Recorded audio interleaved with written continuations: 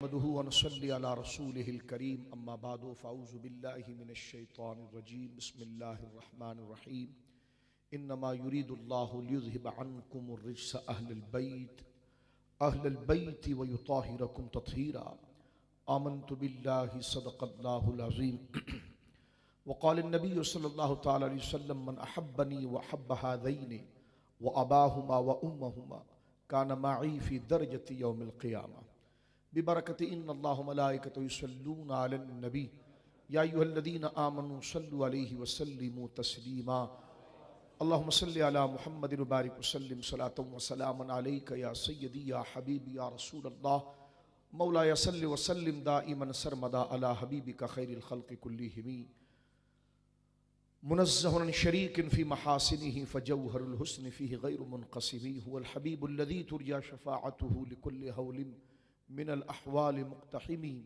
ثم الرضا نبی بکر وعن عمراء وعن علی وعن عثمان ذی الکرم مولایا صلی وسلم دائما سرمدا علی حبیبک خیر الخلق کلہم ان کے مولا کے ان پہ کروڑوں درود، ان کے اصحاب و عطرت پہ لاکھوں سلام، آب تطہیر سے جس میں پودے جمے اس ریاض نجابت پہ لاکھوں سلام، صدق صادق کا تصدق صادق الاسلام کر بے غضب راضی ہو کاظم اور رضا کے دو جہاں میں خادم آل رسول اللہ کر حضرت آل رسول مقتدا کے واسطے تیری نسل پاک میں ہے بچہ بچہ نور کا، تو ہے عین نور تیرا سب گھرانہ نور کا، بے دم یہی تو پانچ ہے مقصود کائنات، خیر النساء حسین حسن مصطفیٰ علی۔ اللہ کی حمد و ثنا نبی محترم نبی معظم باعث تخلیق ارض و سما صلی اللہ علیہ وعلی آلہ وصحبہ وبارک وسلم کی بارگاہ مقدسہ میں انتہائی محبت کے ساتھ درود و سلام پیش کرنے کے بعد تمام تعریف اللہ وحدہ لا شریک کے لیے ہے۔ آج کی مجلس، یہ محفل اور یہ ذکر و فکر کی بزم اور مجالس کے اعتبار سے اپنی ایک انفرادیت رکھتی ہے کہ یہ اللہ رب العالمین جل وعلا کے ایک کامل نیک بندے اور ولی کامل حضور سیدنا شیخ المشائخ حضرت پیر سید بسم اللہ شاہ صاحب قادری بخاری رحمہ اللہ کے جوار میں اور ان کے آغوش میں، ان کے احاطے میں، ان کے نواح و جوانب میں بحمد اللہ تعالی آج میں اور آپ موجود ہیں۔ سلسلہ نقشبندیہ کا ایک بہت بڑا نام تفسیر و تحقیق کے امام قاضی ثناء اللہ پانی پتی رحمہ اللہ نے تفسیر مظہری شریف، جو علم تصوف اور علم تحقیق و کلام کا ایک شاہکار ہے، تمام مکتبہ فکر اس کو اپنے لیے اسناد جانتے ہیں۔ آپ نے اسی آیت کریمہ کے تحت کہ واتخذوا من مقام ابراہیم مصلی فرماتے ہیں کہ جہاں اللہ کے نیک بندے ایک ساعت گزاریں اس جگہ پر نیکیوں کا اجر کئی گنا ہو جاتا ہے، اور معاذ اللہ اگر کوئی ان کے جوار میں کوئی بدکاری کرے یا کوئی گناہ کا کام کرے تو اور مقامات کے مقابلے میں وہ گناہ کثرت کے ساتھ معاذ اللہ ہوتے ہیں، اس لیے کہ اللہ کے نیک بندے جہاں ایک ساعت گزاریں وہ جگہ رحمت کا گنجینہ ہو جائے، تو جہاں ان کے قدم لگے وہ جگہ رحمت کا مرکز بن جائے، جہاں وہ ہمیشہ کے لیے رک جائیں اس زمین اور اس مزار کی بات کیا ہو۔ حضور شیخ الحدیث و تفسیر استاذ العلماء مجاہد اہل سنت سرمایہ اہل سنت حضرت علامہ مولانا مفتی محمد عابد مبارک المبارک دامت برکاتہم العالیہ آپ صدارت فرما رہے ہیں، اور حضور قبلہ سید السادات حضرت علامہ مولانا پیر طریقت رہبر شریعت حضرت قبلہ سید زمان علی جعفری صاحب قبلہ دامت برکاتہم العالیہ شاہ صاحب قبلہ بھی تشریف فرما ہے۔ اللہ رب العالمین جل وعلا ان علماء کا سایہ چرخ اہل سنت پر سلامت رکھے، اور ہماری جو مختصر سی زندگی ہے ذکر و فکر کے ساتھ اور اپنی آخرت کی تیاری کے ساتھ بسر کرنے کی توفیق دے، اور ایسے ذرائع، ایسے اوراد، ایسے وظائف، ایسے مرکز سے خود کو قریب کرنے کی توفیق دے کہ جہاں سے قبولیت مؤثر اور جلد ہو جاتی ہے، ان میں ایک بہت معتبر جگہ اولیاء کاملین صالحین کا جوار اور ان کے مزارات ہیں، کہ جہاں پر ذکر و اذکار اور یہ امت کا تسلسل ہے، اس پر وقت نہیں، ورنہ اس پر ہزارہا واقعات اور نصوص موجود ہیں کہ جہاں پر اللہ کے نیک اور صالح بندے موجود ہوتے ہیں وہ جگہیں دعا کی قبولیت استجاب میں دیگر اور جگہوں کے مقابلے میں زیادہ مؤثر ہو جاتے ہیں۔ خانہ کعبہ سارا دعا کی مقبولیت کا ذریعہ ہے، لیکن رب بلاتا ہے اس پتھر کے پاس کہ جہاں پر حضرت ابراہیم کے پاؤں لگے تھے۔ فرمایا واتخذوا من مقام ابراہیم مصلی، آؤ اس جگہ پر کہ جس جگہ پر ابراہیم کے قدم لگے تھے۔ مجھ سے ایک بد مذہب کہنے لگا یہاں پر جو تفسیر جو اس سے مراد تو سارا حرم ہے، آپ صرف پتھر مراد کیوں لیتے ہیں؟ تو میں نے کہا وہ پتھر بھی یہاں سے مراد ہے، تفسیر سے اس سے بھی مفر نہیں۔ ایک تفسیر کے کئی محمل ہو سکتے ہیں، اہل سنت و جماعت تمام کو قبول کرتے ہیں۔ ایک خصوصیت کے ساتھ اس کا یہ ہے کہ وہ پتھر جس پر حضرت سیدنا ابراہیم نے کھڑے ہو کر خانہ کعبہ کی تعمیر کی تھی، تو اس کو مصلی مقام ابراہیم کہا گیا، مقام کھڑے ہونے کی جگہ۔ واتخذوا من مقام ابراہیم مصلی، واتخذوا باب افتعال سے ہے چمٹ جانا، لگ جانا، وابستہ ہو جانا کہ پھر اس کو چھوڑو ہی نہ۔ فرمایا واتخذوا من مقام ابراہیم مصلی، چمٹ جاؤ، لگ جاؤ، کوشش کرو اس جگہ کی طرف جس جگہ پر ابراہیم نے قیام کیا تھا۔ اگر پورا حرم بھی مراد لیا جائے یہ ہمارے عقیدے کے خلاف نہیں، کیونکہ حرم کو بھی یہاں حرم کی وجہ سے نہیں، ابراہیم کی قدم کی وجہ سے یاد کیا جائے، تو یہاں پر یہ مناسبت اور مطابقت بھی الحمدللہ تعالی ہم ہر تفسیر کے عامل ہیں، اور یہ اس کے جتنے بھی گوشے ہیں۔ تو یہاں پر آپ دیکھیے کہ میں اختصار کے ساتھ ایک ہی جملہ کہہ کر آگے بڑھ جانا چاہتا ہوں کہ مقام ابراہیم جہاں حضرت ابراہیم علیہ السلام کھڑے رہے، اس پتھر کی ویلیو اتنی تھی کہ آپ کا صرف پاؤں وہاں پر موجود ہے، آپ کا بدن مبارک نہیں، پاؤں مبارک بھی نہیں، پاؤں کا جو نقش ہے وہ موجود ہے جو پتھر پر ہے۔ تو یہاں سے پتا چلا کہ اللہ رب العالمین اپنے محبوبوں کے نشانوں کو ضائع نہیں کرتا، بلکہ اس کو اتنی اہمیت دیتا ہے کہ اپنے گھر میں آباد کرتا ہے۔ تو مجھے بتاؤ جہاں ان کے پاؤں کے نشان ہو، ان نشانوں کی قدر رب کی بارگاہ میں اتنی عظیم ہو، اور جہاں وہ بدن کے ساتھ موجود ہو اس مزار کی قدر بارگاہ الہی میں کیا ہے؟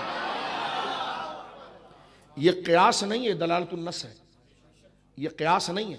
اس کو کوئی یہ نہ کہے اگر قیاس بھی ہے تو مال فارغ نہیں ہے، یہ دلالت النص ہے۔ جو علت وہاں پر مفتی صاحب وہ علت یہاں پر ہے۔ قرآن سے استدلال کے 4 طریقے ہیں، عبارت النص، اقتضاء النص، اشارت النص، دلالت النص۔ ان 4 طریقوں سے کہیں سے بھی استدلال ہو تو وہ قرآن سے ہوگا، لہٰذا یہ جو ہم نے کیا ہے یہ قیاس نہیں، یہ دلالت ہے۔ جو علت وہاں برکت کی وہی علت یہاں برکت کی ہے۔ میں ایک بات مزید عرض کر دینا چاہتا ہوں، آپ اپنے ڈرائنگ روم میں اس چیز کو سجا کر رکھتے ہیں جو آپ کے گھر میں سب سے قیمتی ہو، تو جو مہمان آئے اس کو دیکھے اور میرے گھر کی زینت اور توقیر ثابت ہو۔ بڑی قیمتی صوفے، آپ جگہ پر گھر کے صحن میں اتنے قیمتی صوفے نہیں ہوں گے، لیکن جو آپ اپنے ڈرائنگ روم میں رکھیں گے قیمتی صوفے، کیونکہ اس ڈرائنگ روم میں مہمان جب آئے گا اور وہ چیزوں کو دیکھے گا تو اس کا آپ کا اخلاق، آپ کا وقار، آپ کی قدر و قیمت، آپ کا ذوق، آپ کا فکر، آپ کی نفاست اس سے واضح ہو جاتی ہے۔ تو اندازہ لگائیے اللہ نے اپنے گھر کو کس سے سجایا؟ اس پتھر سے سجایا جس پر حضرت ابراہیم کے پاؤں لگے۔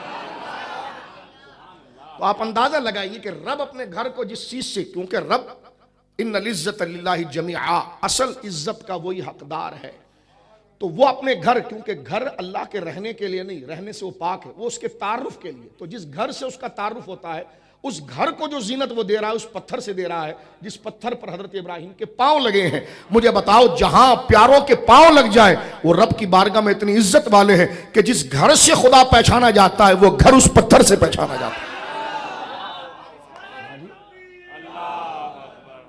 وہ گھر جو ہے اس پتھر سے پہچانا جاتا ہے۔ پتھر کی بات نہیں، معاذ اللہ بلا تشبیہ، بت بھی پتھر سے بنا ہے، یہ بھی پتھر ہے، لیکن پتھروں کا اعتبار نہیں، جس سے اس کے محبوبوں کی نسبت ہو جائے وہ پتھر عزت والا ہوتا ہے، اور جس سے اس کے محبوبوں کی نسبت نہ ہو وہ جہنم کا ایندھن بن جاتا ہے۔ پتا چلا کہ اصل میں کسی شے میں کمال نہیں، کمال اس کے محبوبوں کی نسبتوں میں۔ جی بالکل، جی بالکل۔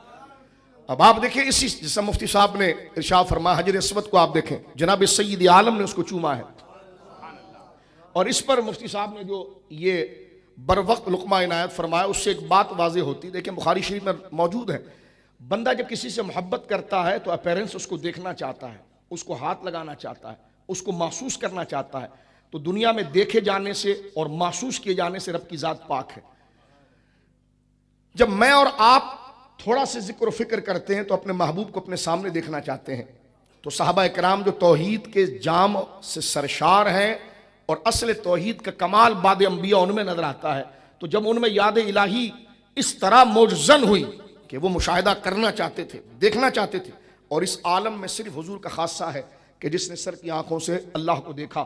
ہمارے علم کلام کے علماء نے لکھا کہ اس دنیا میں اگر کوئی دعویٰ کرے کہ میں نے اپنی سر کی آنکھوں سے اللہ کو دیکھا وہ کافر ہے، اس کی تکفیر کی جائے گی۔ یہ جناب سید عالم صلی اللہ علیہ وسلم کا خاصہ ہے، اور وہ بھی اس عالم کا نہیں ہے بلکہ عالم سے ورا لے جا کر آخرت میں دیدار کرایا گیا ہے۔ لیکن میں ایک بات آپ کی خدمت میں عرض کرنا چاہ رہا ہوں، یہ تو واقعہ معراج میں ہم ذکر کریں گے، لیکن بات یہاں پر یہ ہے کہ اب صحابہ کرام میں جو شوق زندہ ہوا رب کو دیکھنے کا، رب دیکھے جانے سے پاک ہے، محسوس کیے جانے سے پاک ہے، اور جسم و جسمانیت کی تمام صفات سے لیس کمثلہ شیء، کوئی چیز ایسی نہیں جس سے اس کو مماثلت اور مثال دی جائے۔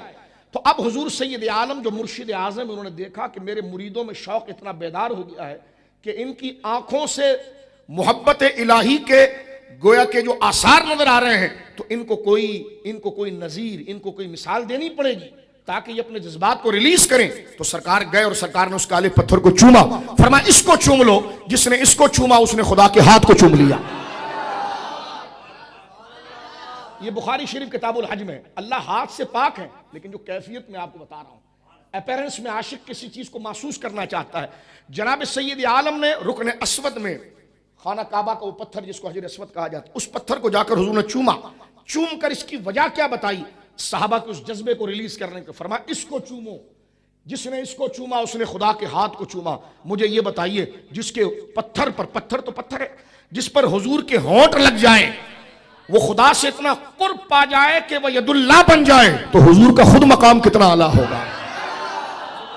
جس نے حضور کو چوما ہوگا، جس نے حضور کی دستبوسی کی ہوگی، جناب رسول اللہ پتھر کو چوم لے تو وہ پتھر ید اللہ کا درجہ حاصل کر لے، تو خود بدن مصطفیٰ تو قربان جائیے صحابہ کو کہ جنہوں نے حضور کے پاؤں بھی چومے، حضور کے سینے کو بھی چوما، حضور کی پشت کو بھی چوما، حضور کی پیشانی کو بھی چوما، اور حضور کے ہاتھوں کو بھی چوما، تو ان کا رتبہ تو حجر اسود سے بھی اعلیٰ ہے کہ وہ پتھر کو ہم چوم رہے ہیں اور وہ اس کو چوم رہے ہیں جو پتھر کو خدا کا ہاتھ بنا رہے ہیں۔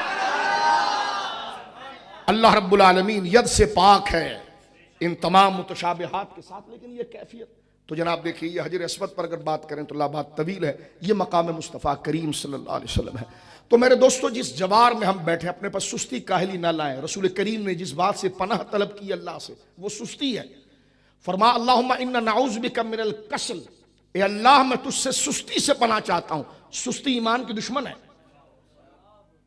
سستی انسان کی دشمن ہے، تو سستی کبھی نہ لائیں۔ لیکن دل کے اوپر واردات اور بادل گزرتے رہتے ہیں، بندہ کلمے کا ورد کرے، لاہور شریف پڑھے، نیک اور مقدس خیالات کی طرف آئے۔ اس وقت آپ بیٹھیں تو آپ دیکھیں کہ کون سی ہستی جلوگر ہے اور کون کن کا ذکر ہونے جا رہا ہے۔ ان داعیات کے ذریعے آپ ضرب اپنے احساس کو دیجئے اور القاء نفسی کر کے اس فضول خیال کو رد کیجئے۔ سستی سے ہمیشہ پناہ مانگیے، سستی بندے کو کفر تک پہنچا دیتی ہے، غفلت۔ اس لیے حضور نے دعا کی اللہم انا نعوذ بک من الکسل، نماز کا ٹائم ہو چادر اٹھا کر پھینکے اور پہنچے۔ سستی بندے کے ایمان کو غارت کر دیتی ہے، اس کو کفر کے دہانے تک لے جاتی ہے۔ اس لیے جناب سید عالم امام المعصومین نے فرمایا اللہم انا نعوذ بک من الکسل، اے اللہ میں تجھ سے سستی سے پناہ چاہتا ہوں اور پناہ طلب کرتا ہوں۔ تو لہٰذا یہ بار بار بات بتانے کی نہیں کہ اسٹیج سے مفتی صاحب اعلان کریں کہ آپ جاگ جائیں فلاں ہو جائے، یہ تو تلقین ہے، لیکن سستی کتنا بڑا عذاب ہے یہ میں نے آپ کے سامنے عرض کیا۔ 5-7 منٹ کی مزید بات کرتے ہیں۔ سرکار امام جعفر صادق رضی اللہ تعالیٰ، حضور شیخ الحدیث مفتی صاحب قبلہ نے آپ کی زندگی کے معتبر آثار کو یہاں پر ذکر کر دیا کہ آپ کی کیا شان و جلالت ہے۔ یہ سن لیجئے کہ آپ سرکار امام باقر کے شہزادے اور وہ امام زین العابدین کے شہزادے ہیں، اور وہ سرکار حضرت موسیٰ، حضرت سیدنا امام حسین کے شہزادے ہیں، اور وہ سیدہ زہرا پاک اور مولا علی کے شہزادے ہیں۔ اہل سنت کے نزدیک سیدہ زہرا پاک کے صدف اقدس سے جتنی اولاد تولد ہوئی ہم تمام کو اپنا ایمان مانتے ہیں۔ امام سیدہ زہرا پاک کی اولاد، اعلیٰ حضرت امام اہل سنت سے پوچھا گیا مولا علی کے نکاح کتنے، تو بعض روایات نقل کی کہ 9 کے قریب نکاح ہے۔ اولاد کتنی ہے تو تحقیق کی گئی تو 14 کے قریب آپ کی اولاد ہے۔ سیدہ زہرا پاک سے کتنی ہے 5۔ اس کے علاوہ دیگر جو اولاد امجاد جیسے کربلا میں حضرت عباس علمبردار، سیدنا محمد بن حنفیہ، سیدنا ابو بکر، یہ آپ کی اولادوں میں نام تھا جو کربلا کے اندر شہید ہوئے۔ 14 کے قریب آپ کے بیٹے ہیں، جن میں سے 5 اولاد سیدہ زہرا پاک سے، باقی 8 ازواج سے آپ کی اور اولاد ہے۔ اعلیٰ حضرت سے پوچھا گیا کہ جو اور عورتوں سے اور نیک خواتین سے مولا مرتضیٰ کی جو اولاد ہے اور سیدہ پاک سے یہ رتبے میں ایک ہے؟ فرمان نہیں۔ فرما باپ تو ایک ہے، فرما مولا علی کی اولادوں میں باپ کا شرف نہیں ہوتا، ماں کا شرف ہوتا ہے۔ اب سن لیجئے، یہ بنیاد ہے سرکار امام جعفر صادق کی۔ یہ کشتا ہے. اگر آپ ان کو خوش کرنا چاہتے ہیں، میں اگر آپ کو راضی کروں تو آپ کی دادی کی تعریف کروں، آپ کے دادا کی تعریف کروں، اور وہ تو لائق تعریف ہے جن کی تعریف قرآن مجید کرتا ہے. اب آپ سنیے کہ سیدنا مولا علی کے شہزادے محمد بن حنفیہ، شہزادے جن کو مولانا جنگ جمل میں فرمایا تھا، جمل میں، کہ میری جوانی دیکھنی تو میرے بیٹے محمد بن حنفیہ کو دیکھو، کہ جنگ جمل میں جن کے ہاتھ میں جھنڈا دیا تھا حضرت عباس علمبردار جو کربلا شریف کے اندر موجود تھے، وفا کی انہیں ایک تاریخ رقم کی ہے، وہ مولا کے بیٹے ہیں. ٹھیک ہے، لیکن یہ رتبے میں مولا امام حسن کے برابر نہیں ہے. باپ ایک ہے لیکن مائیں مختلف ہیں. تو ان حسنین کریمین اور ان 5 اولادوں کو شرف ہے، وہ سیدہ پاک سے آ رہا ہے، سیدہ پاک سے آ رہا ہے. 5 اولاد ہے.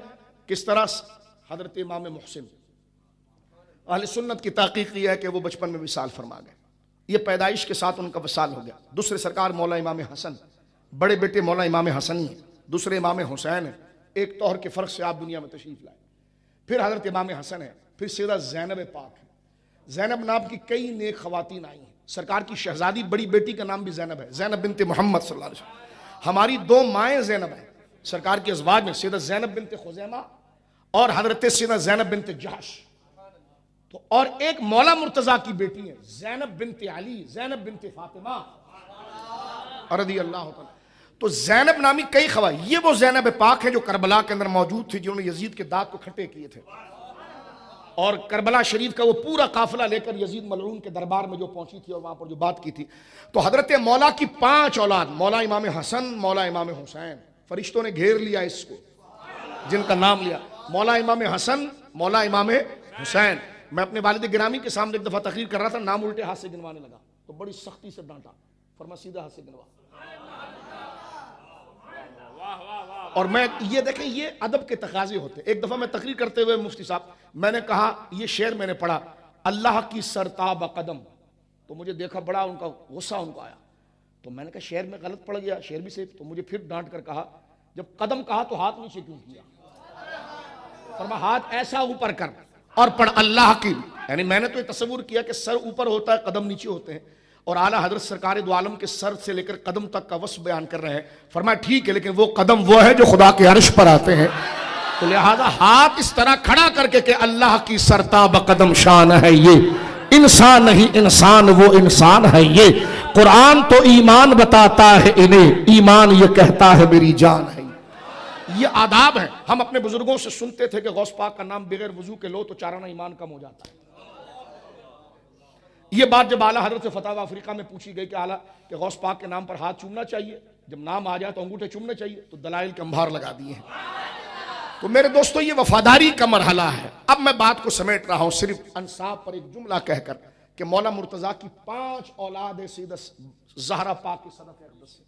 سرکار مولا امام حسن، ان کا کون ثانی ہو سکتا ہے؟ نواسے بھی ہیں، پوتے بھی ہیں. آپ کا نسب ابو طالب تک نہیں پہنچتا، آپ کا نسب رسول اللہ تک پہنچتا. سرکار نے فرمایا زہرا ہر بچے کا ایک اسبہ ہوتا ہے، اسبہ ددیال کو کہتے ہیں. فرمایا تیری اولاد کا اسبہ بھی میں ہوں، تیری اولاد کا اسبہ بھی میں ہوں. اب علی کے بعد اولاد اوپر نہیں جائے گی، علی کے بعد اولاد میری طرف آئے گی. کیوں؟ کیونکہ اللہ نے میری اولاد علی کی پشت میں رکھی ہے. فرما میری اولاد اللہ نے علی کے پشت میں رکھی ہے. تو میرے دوستو بزرگوں، دادا بھی ان کے رسول اللہ اور نانا بھی رسول اللہ. علم وراثت، علم الفرائض اصل الاصول علم شریعت میں، لیکن یہ قاعدہ صرف اختصاص سادات کے لیے آیا ہے، جس کو حضور شارع ہیں کہ ایمان ہے قال مصطفی، قرآن حال مصطفی، جو ہاں کہہ دے تو ہاں، نہ کہہ دے تو نہ. پورے علم اصول کو تبدیل کر دیا، ننیال کی قید کو ختم کر کے ددیال کی طرف لایا اور فرمایا تیرے بچوں کا اسبہ میں ہوں. یعنی زہرا ان کا دادا بھی میں ہوں، ان کا نانا بھی میں ہوں. یہ اختیار جناب سید عالم کا ہے. اب آپ دیکھیں مولا امام حسن، مولا امام حسین، مولا امام محسن، سیدہ زینب رضی اللہ تعالیٰ عنہ اور سیدہ ام کلثوم. سیدہ زینب ابھی جس ذکر فرما رہے تھے، تو حضرت سادات کن کو کہتے ہیں؟ وہ حضرت امام حسن امام حسین کی اولاد. لیکن سیدہ زینب جو بیٹی ہیں، ان کی شادی ہوئی مولا کائنات کے بڑے بھائی حضرت جعفر کے بیٹے عبداللہ سے، عبداللہ بن جعفر سے. ان سے جو اولاد آئی ہے وہ جعفری کہلائی. یعنی حضرت امام جعفر صادق رضی اللہ تعالیٰ عنہ کے حضرت جعفر طیار کے بیٹے حضرت عبداللہ بن جعفر کا نکاح ہو رہا ہے کن سے؟ سیدہ زینب بنت علی سے، زینب بنت زہرا پاک سے، جن کے 2 شہزادے اون و محمد کربلا میں شہید ہوئے ہیں۔ تو یہ وہ شجرہ پاک بن گیا۔ جعفری آ گئے اس طریق سے، کس طریق سے میرے دوستو بزرگوں؟ جو سیدہ زینب پاک کی اولاد حضرت عبداللہ بن جعفر کی طرف سے آئے، اور جو سیدنا امام حسن اور امام حسین سے جو تشریف لائے وہ سیدہ زہرا پاک کی اولاد۔ تو یہ وہ شجرہ مقدسہ ہے جس میں امام حسین کے شہزادوں کے اندر حضرت سرکار امام جعفر صادق رضی اللہ تعالیٰ تشریف لائے، جو امام الاولیاء ہیں، فقہ کے امام ہیں، حدیث کے امام ہیں، اور سلسلہ نقشبندیہ کے امام ہیں۔ سلسلہ نقشبندیہ آپ سے چلا، آپ سلسلہ نقشبندیہ میں مرید ہیں اپنے نانا جان حضرت قاسم بن محمد سے، قاسم بن محمد بن ابی بکر، اور وہ مرید ہے صحابی رسول حضرت سلمان فارسی سے، اور وہ مرید ہے حضرت ابوبکر صدیق سے۔ حضرت ابوبکر صدیق سے مرید ہو رہے ہیں سلمان فارسی، سلمان فارسی سے مرید ہو رہے ہیں حضرت قاسم بن محمد بن ابی بکر، ان سے مرید ہو رہے ہیں امام جعفر صادق، ان سے مرید ہو رہے ہیں حضرت بایزید بستامی۔ گویا کہ سلسلہ نقشبندیہ یہ پہلی شکل میں صدیقیہ کہلاتا ہے، حضرت بایزید بستامی تک یہ صدیقیہ کہلاتا ہے، پھر یہ تھوڑا سے حضرت شیخ اسحاق تک آ جاتا ہے تو پھر اس کا نام بدل جاتا ہے، پھر حضرت باولک نقشبند تک آتا ہے تو یہ نقشبندی کہلاتا ہے، اور جب سے امام ربانی کی شمولیت ہوتی ہے تو پھر آگے یہ سلسلہ مجددیہ کہلاتا ہے۔ تو صدیقیہ، تیفوریہ، نقشبندیہ، مجددیہ، تو گویا کہ سرکار امام جعفر صادق ایک علم و فن کے انجمن ہے، اور آپ نے فرمایا کہ میں ابو بکر سے 2 دفعہ پیدا ہوا ہوں، کیونکہ آپ کی والدہ ام فروہ ہیں اور ان کی والدہ اسماء ہیں، اور اسماء جو ہیں، اسماء بیٹی ہیں حضرت سیدنا عبد الرحمن کی، اور ان کا نکاح ہو رہا ہے قاسم سے، قاسم بیٹے ہیں محمد بن ابی بکر کے، تو یہ اوپر دونوں جو رشتے ہیں حضرت ابو بکر صدیق سے آ رہے ہیں۔